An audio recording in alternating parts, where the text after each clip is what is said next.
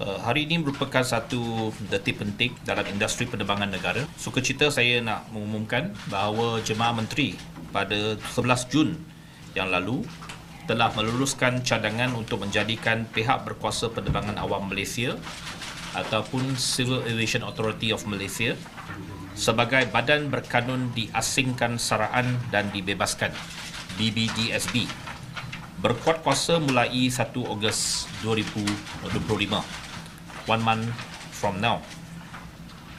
Apa maksud badan berkanun diasingkan saraan dan dibebaskan? Ia bermaksud bahawa badan berkanun ini tidak lagi memerlukan suntikan kewangan daripada kerajaan melalui peruntukan tahunan, dan pada masa yang sama ia juga tidak tertakluk kepada sistem saraan kerajaan. Dia dibebaskan saraan dan diasingkan daripada kerajaan. Jadi in other words, dia akan menjadi satu badan yang independen dari segi kewangan dan juga saraannya.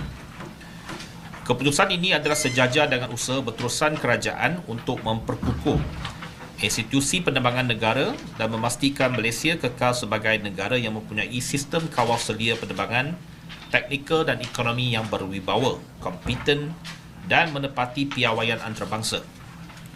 Seiring dengan keputusan ini, saya juga ingin mengumumkan bahawa CAAM akan mengambil alih sepenuhnya fungsi pengawasliaan ekonomi yang sebelum ini dilaksanakan oleh Suruhanjaya Penerbangan Malaysia MEFCOM.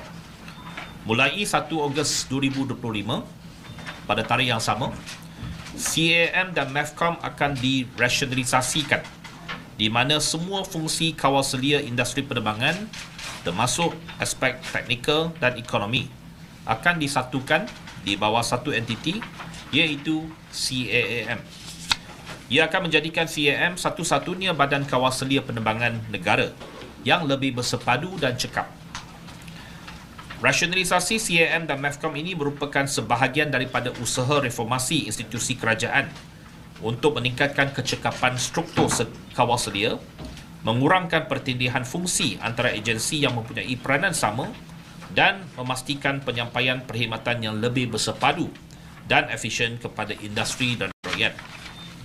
Langkah ini selari dengan amalan terbaik antarabangsa, di mana negara lain kini mengamalkan model kawal selia tunggal dalam sektor penerbangan bagi memastikan penyelarasan yang lebih efektif.